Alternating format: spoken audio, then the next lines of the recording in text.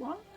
I'm Food for Dogs, and today I want to talk Vita, and specifically Vita memory cards. I think I can hear the collective groan going up. Memory cards, so expensive. I know, we all know it. So I don't want to moan and groan and whine or whinge about it, because we all know we've been dealing with it ever since the Vita released. Memory cards were expensive. They've never become significantly cheaper. Sony has apparently never considered that. And they are still very expensive and actually getting more expensive now. So what I would like to do is actually have a look at the whole memory card issue and looking at the facts. I don't like peddling half-truths and rumours and that sort of thing. You all know that's not my thing. I love statistics, hard facts I can research, and then I look at my own experience as well and contribute that. So that's what I want to do today, and I would request that you perhaps keep to the same approach if you want to use the comments for contributing something from your own experience. That would be appreciated. Thank you. So the situation with the memory cards, why am I talking about it now? The reason is that, as you know, I'm quite active in the Vita community, especially on Twitter, and I have noticed a steady stream of new Vita owners coming in who are simply not familiar with the issues around the Vita, and specifically the memory issue. So some of them are getting caught out, and I'm hoping I can contribute a bit towards clarifying the whole issue. You will also find a lot of people online, on forums, on social media, constantly going on about how Sony was just milking customers for money over the memory cards, and you know that's the main reason why they're priced so high. I want to state categorically that I don't believe that that is the main reason for the expensive memory cards. It may well be a contributing factor. What big corporation wouldn't be tempted to keep prices up and to make a bit of money? That's built into their DNA. That's what's to be expected. We also have, of course, a supply and demand situation, and I'll be talking a bit more about that later on, because that is, of course, a crucial factor. No, the prime reason why Sony went with the proprietary memory cards, and I'll just pick one out and show them to you. These tiny little cards, which are like gold dust really, considering their price. Sony went, I'll just turn it over so you can see the little gold contacts. Sony went with this solution for the PlayStation Vita because they, as a company, and the executives in particular, I would assume, were traumatized by the experience with the PSP, which is the precursor to the Vita, the PlayStation Portable, which, as you probably know, was quite successful with around 80 million units sold worldwide. But the big issue was the amount of piracy. it nearly killed off games being produced for the PSP. Sony tried to battle it and of course failed. And when they went on to make the Vita, they decided they wanted to tackle this issue head on, which is why they opted for a Sony proprietary memory card.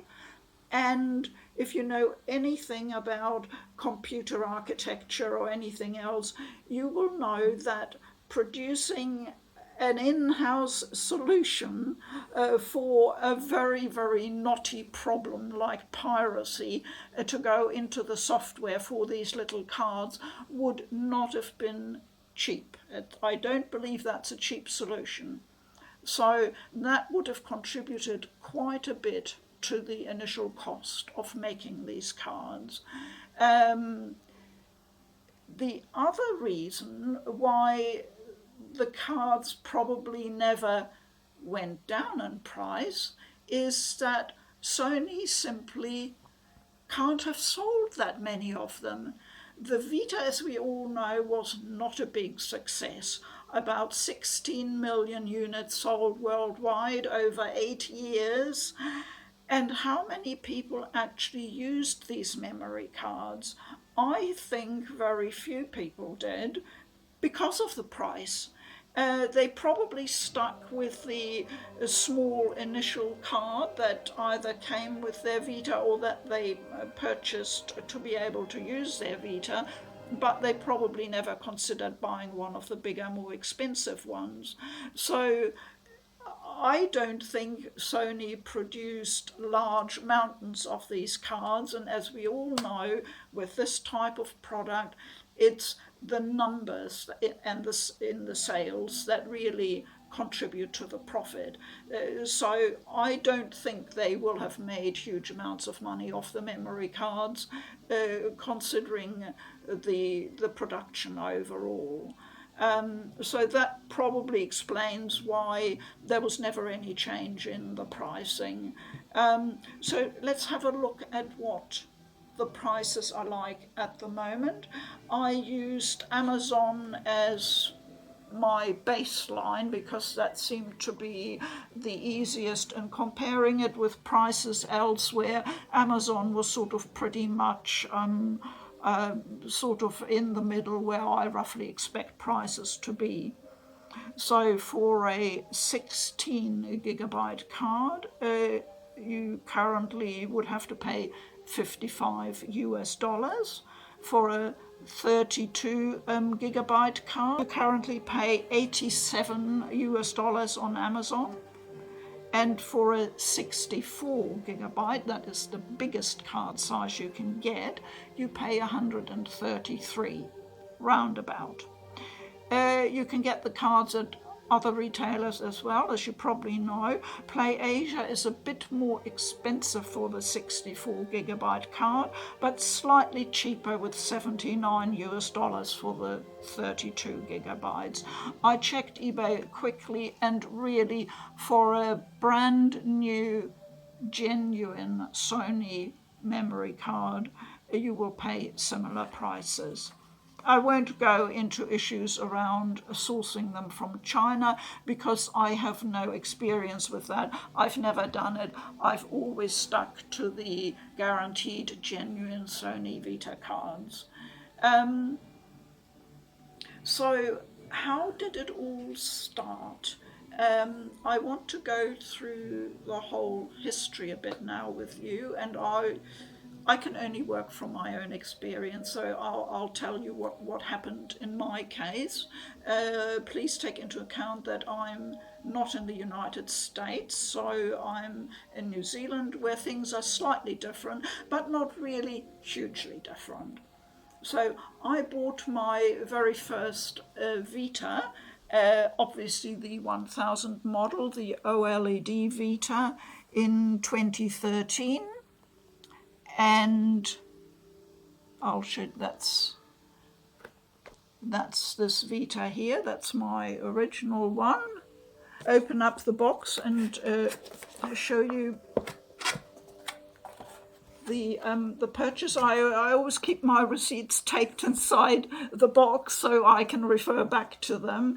And I see that I bought my Vita.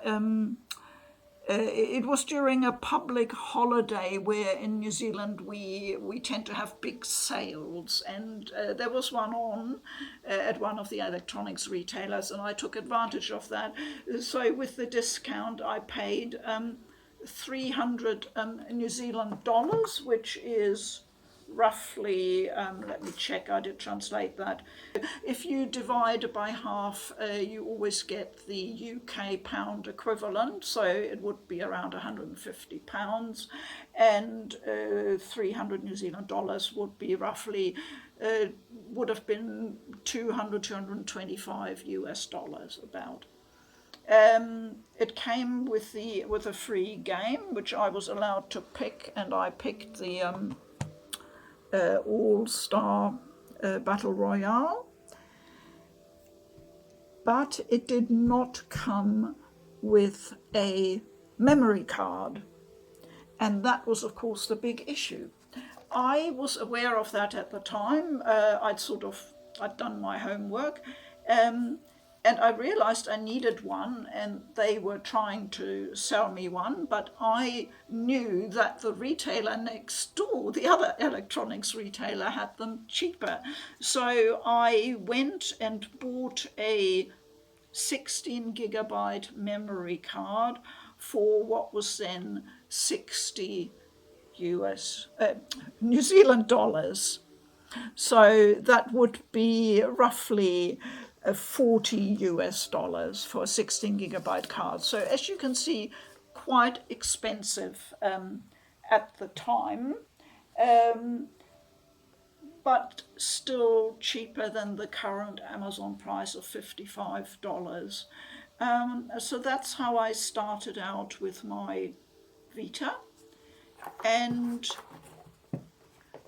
over the years, well, we know that the Vita was doomed quite early. From about 2014 on, we heard the first rumblings. From late 2014, early 2015 onwards, we noticed retailers in New Zealand already pushing stock, trying to get rid of both the Vitas and the memory cards because they saw the writing on the wall. And I recall actually PoodlePa at the time spotted a Vita sale in the capital and brought home a second OLED Vita for me at a really, really good price, like it was, a third off, something like that. And that was quite early in the life cycle of the Vita. So back to the memory cards, I have been trying to track down whether any Vitas were sold early on 2013, 2014 with the memory card included, because this is one of the great sticking points for people who are now trying to get into the Vita, that they're left with a wonderful OLED system, but they cannot play their games because there is no memory. There's no internal memory in the old Vita model, and you have to have a memory card. So I did a little bit of research, and I found that there were a few special editions of a Vita with a game, like the Call of Duty one, Call of Duty a limited edition. There was one for FIFA Soccer 13, and another one for Borderlands 2. You might have seen those. Those limited editions came with a pretty box and the Vita, and they came with a small memory card, either 4 gigabytes or 8 gigabytes. So the purchases of these limited editions would have been ready to go straight away. But if you just bought an ordinary Vita standalone like that, you had to be aware that you needed the memory card. Now, as you see from this box here, it says quite clearly and prominently on the front of the box, gameplay may require PS Vita memory card sold separately. Now, I recall very clearly that in those early days, if you went into any retailer who had consoles and had the Vita, and you asked to buy one or even just see one, they would be immediately pointing out the issue that you needed to purchase a separate memory card. So all the authorized retailers were clearly primed, had been instructed that they needed to inform their customers of this, and quite rightly. But of course nowadays we're in a totally different situation. The Vita as hardware, as a console, is officially finished. It is a legacy console. So anyone going in and hoping to buy a Vita now needs to be aware of the issues around it, especially that there are two different models. Some people aren't quite clear about that either. So the old OLED, which has no internal memory whatsoever, and the newer slim model, this one here, which comes with a 1 gigabyte internal memory.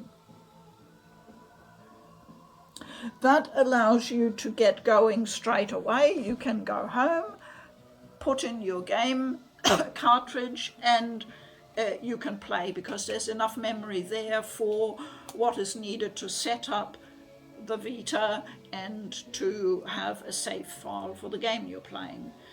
I checked a few other games and I found it quite interesting in that there seems to be no consistency in how this information is advertised.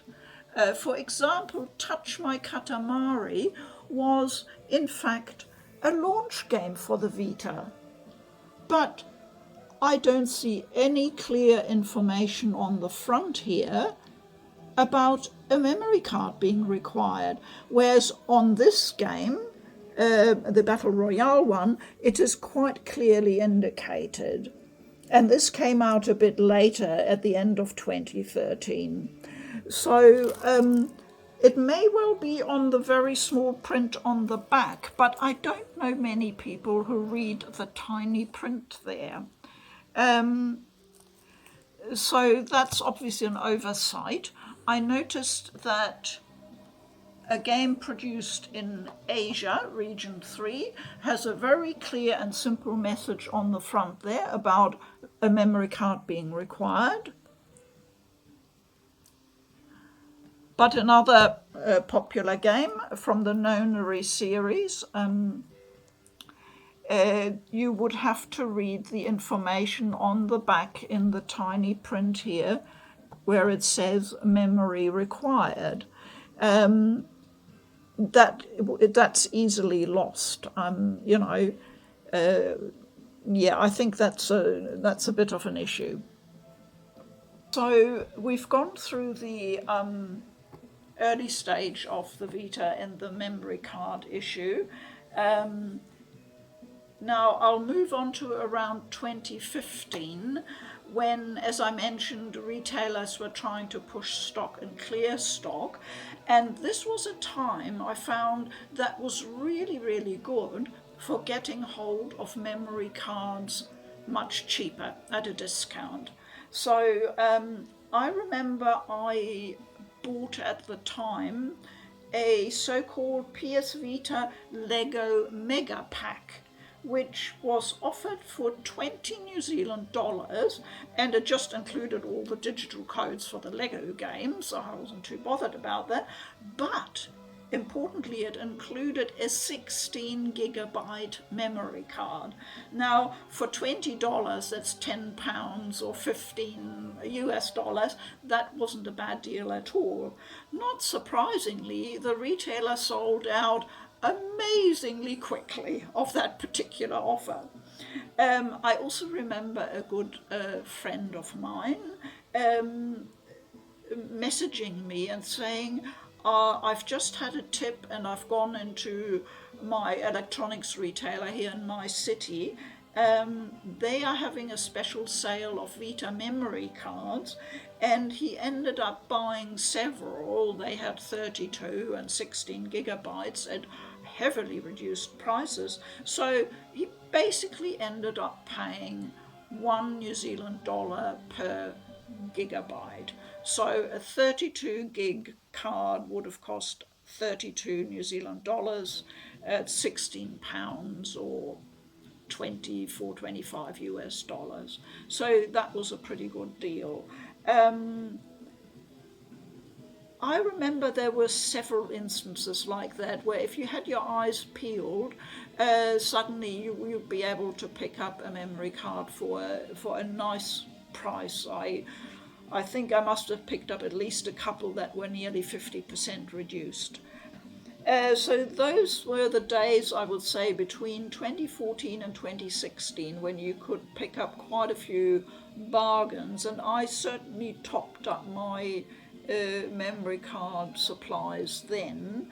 I didn't buy one again until 2017 from PlayAsia, when I had a requirement for a 64 gigabyte card, and I shopped around, but PlayAsia at the time had the best offer with US dollars 98. So as you can see, that is significantly lower than what it is nowadays.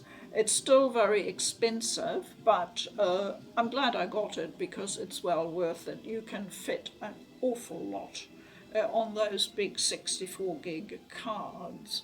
Now, the other important purchase I made, and this is to demonstrate how you could get a memory card included in your purchase of a Vita. When did I get it? June 2018, my notes say. I bought a silver Vita, this one here, from Japan, from Amazon Japan. They had this special offer, PlayStation Vita Days of Play special pack. And as you can see, this was the huge attraction. The 32 gigabyte memory card was included. And that was a great deal, really. Plus, of course, I was really keen to have the silver Vita, so that was a very happy coincidence. Now, I paid for that at the time around 20,000 yen. So for me, that turned out around 288 New Zealand dollars or 175 US dollars. Considering how expensive the memory card is, that was a great purchase, and I love the silver Vita, so yeah, really happy with that. I remember I also, and this is the very, very last purchase I made of a memory card, was again from Amazon Japan in May last year. I got another 32 gigabyte card, and that came to around, with shipping, around 40 US dollars. You had to certainly track supplies and prices, but as you can see from all that, the current prices are distinctly higher than what they used to be just a few years ago. So people coming into the market now and being utterly shocked at the prices, all I can say is they have always been high, but they are much higher now, even higher than they used to be. So please take that into account. It is always more difficult coming in, of course, and buying a legacy console and any bits and pieces you need with it. once the console is on the way out or is officially a legacy. Stocks are dwindling, as we know, for the Vita. You can still get a pre-owned Vita at a good price, and there's plenty of supply at the moment, but that will of course dry up as well. Trying to find a new Vita at a reasonable price is a difficult undertaking. I assume that stocks of these memory cards will get scarce, even more scarce over time from now on, and that accordingly prices will continue to rise because supply and demand. It's as simple as that.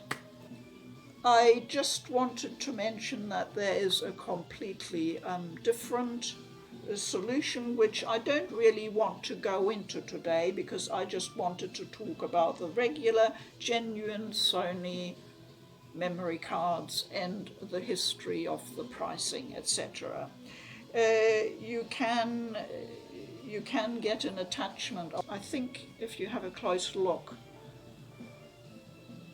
you might see it here. It says SD to Vita. This is the solution for anyone who has a modded Vita and wants to use the game cartridge slot for having a cheaper memory card solution with an ordinary SD flash card. The modded Vita is a completely different topic, which I'm not tackling today. So I just mention that in case some clever person appears in the comments and says, oh, you can get memory very cheaply if you yada yada yada. I know. I have a modded unit, I have the SD to Vita. I'm not overly fond of this particular solution because you're cutting off your physical game cartridge slot. But it is there, and that is a topic for the future, maybe, when we might talk about the modding options for the Vita. But today I wanted to cover the regular history for anyone who wants to buy a Vita or is wondering about why prices are so high. And I just refer back to what I said initially. It all comes down to Sony's decision to have a proprietary card trying to stamp out piracy. Did it work? Of course it didn't work. I don't know of any device that has ever not been hacked over time. Of course the Vita was hacked. It was really pointless, and it meant that we Vita fans were left with a highly expensive solution to a problem that we hadn't created. So not an ideal situation. Sony didn't help itself either by not providing a free memory card to start with when you purchased your first Vita. Attempts like this one to sell a system at a very reasonable price with a good card included came far too late, and then only in Japan. So there were huge opportunities that were left untapped, and as a Vita fan, I'm obviously not happy about that. Having to explain this to people, many people I hear on social media saying, I'd love to have a Vita, or I did consider it, but then I realized I had to buy on top this expensive memory card. And I wanted to use digital games, so I needed a bigger card, and that was just too much. I can totally understand that. And it's very, very sad that people were turned away from the Vita because of this one issue, created solely by Sony. It was a very, very poor decision. But we were stuck with it, and we've been stuck with it for 8 years, so no point moaning and whining about it. The solution currently seems to be to maybe look around for a pre-owned card. That's not a bad solution as long as you can figure out, how much the card has been used. But I know many people who buy pre-owned cards and are perfectly happy, so that's not a bad solution, and you can save some money that way. I think I've gone through everything I wanted to tell you about. If you have any questions, please don't hesitate to ask me or anyone else in the Vita community. There are plenty of people out there who are very knowledgeable. Thank you so much for listening today. I hope you found it interesting and informative. Keep well. I'm Food for Dogs. Bye-bye.